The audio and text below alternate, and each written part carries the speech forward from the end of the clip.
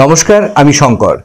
ব্রততী পরম্পরা ডিজিটাল নিউজে আপনাদের স্বাগত জানাই। আজকের শিরোনামে বৃষ্টি ও ধসে বিপর্যস্ত উত্তরবঙ্গ, নোবেল পুরস্কার 2025।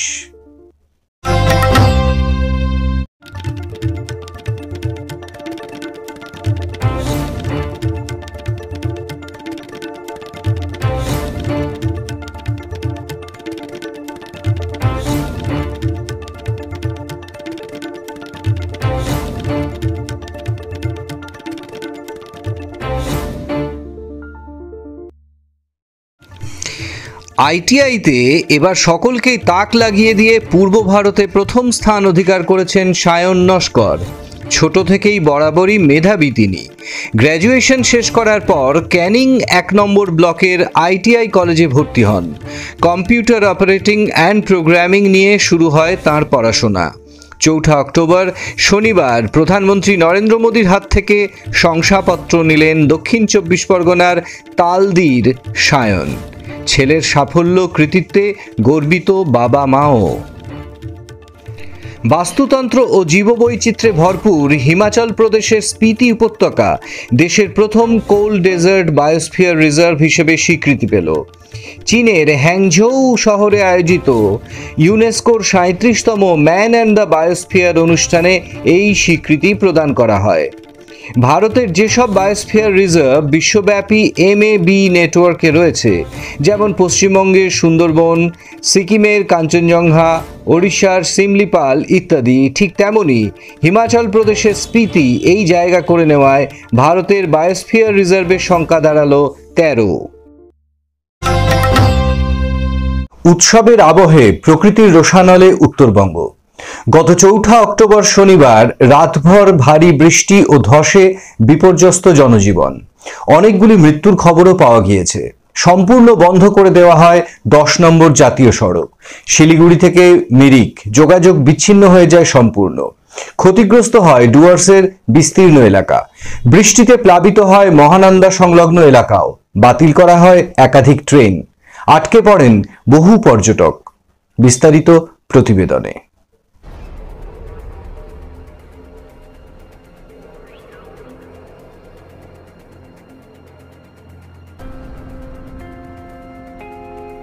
দুর্গাপুজো মিটতেই ভয়াবহ প্রাকৃতিক দুর্যোগের সম্মুখীন উত্তরবঙ্গ। একাধিক মানুষের প্রাণহানি হয়েছে, রেহাই পায়নি বন্য প্রাণীরাও। গত শনিবার ডুয়ার্স, ভুটান, সিকিমের পাহাড়ের একটানা বৃষ্টিতে প্লাবিত হয় দার্জিলিং, জলপাইগুড়ি, কালিম্পং, আলিপুরদুয়ার এবং কোচবিহার জেলার বিস্তীর্ণ এলাকা।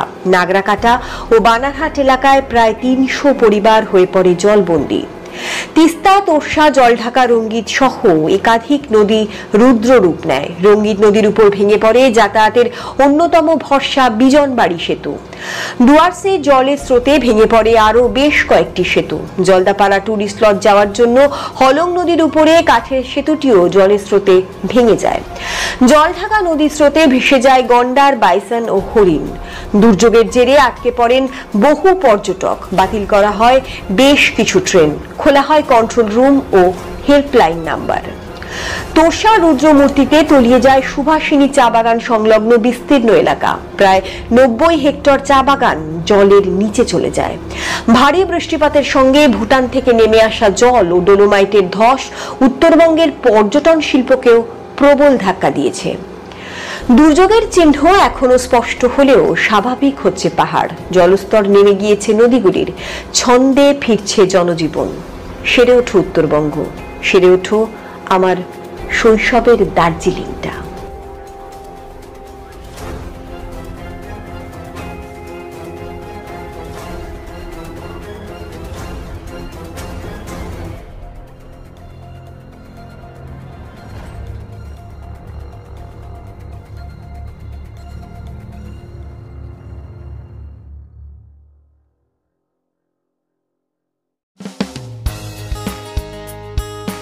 ব্রততী পরম্পরা ও কাব্যায়নের বিভিন্ন শাখায় অফলাইন ও অনলাইন আবৃত্তি প্রশিক্ষণের জন্য ভর্তি চলছে।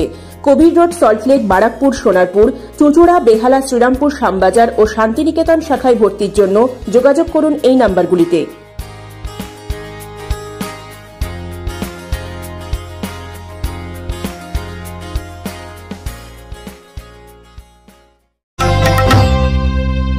2025 সালের নোবেল পুরস্কার বিজয়ীদের নাম ঘোষণা শুরু হয়ে গেছে। ঘোষিত হয়েছে পদার্থবিদ্যা, রসায়ন, মেডিসিন, সাহিত্য ও শান্তিতে নোবেল পুরস্কার প্রাপকদের নাম। বিস্তারিত থাকছে প্রতিবেদনে। Royal Swedish academy of sciences বুধবার 2025 সালের রসায়নের নোবেল পুরস্কার জয়ী 3 বিজ্ঞানীর নাম ঘোষণা করল। এরা হলেন সুসুমু কিতাগাওয়া, রিচার্ড রবসন এবং Omar Yaghi. Mary Brunkow, Fred Ramsdell ও শিমন সাকাগুচিকে দেহের নিরাপত্তা ব্যবস্থার প্রান্তিক সহনশীলতা বিষয়ক মৌলিক গবেষণার জন্য এবার চিকিৎসা বিজ্ঞানে নোবেল দেওয়া হয়েছে। সাহিত্যে নোবেল পুরস্কার পেলেন হাঙ্গেরীয় লেখক লাজলো ক্রাসনাহোরকেই। 71 বছর বয়সী ক্রাসনাহোরকেই পেশায় লেখক এবং চিত্রনাট্যকার। তার লেখা উপন্যাস সাতান তাঙ্গো এবং মেলানকলি অফ রেজিস্ট্যান্সকে চলচ্চিত্রে রূপদান করেছেন তার দেশেরই বরেণ্য পরিচালক বেলা তার। 3 বছর পরে আবার পদার্থবিদ্যার নোবেলে ফিরে এলো কোয়ান্টাম। মনোনীতরা হলেন ব্রিটেনের জন ক্লার্ক, ফ্রান্সের মিশেল ডেভোরেট এবং আমেরিকার জন মার্টিনেস। অন্যদিকে বিশ্বের নানা প্রান্তে 7টি যুদ্ধ থামিয়ে দেওয়ার কৃতিত্ব দাবি করলেও নোবেল শান্তি পুরস্কার পেলেন না ডোনাল্ড ট্রাম্প। সমস্ত জল্পনা কল্পনার অবসান ঘটিয়ে নোবেল কমিটি জানিয়ে দিয়েছে 2025 সালে নোবেল শান্তি পুরস্কার পেয়েছেন ভেনেজুয়েলার মারিয়া করিনা মাচাদো। কিন্তু পুরস্কার না পেয়ে ট্রাম্প নরওয়ের উপর শাস্তির খাড়া নামাতে পারে বলে আশঙ্কা করছেন সে দেশের অনেকেই। এই পরিস্থিতিতে নোবেল না পেয়ে ট্রাম্প বাণিজ্য চুক্তি নিয়ে আলোচনা স্থগিত করে দিতে পারেন বলে মনে করছে নরওয়ে। তাছাড়াও কড়া শুল্ক আরোপের সম্ভাবনাও উড়িয়ে দেওয়া যাচ্ছে না।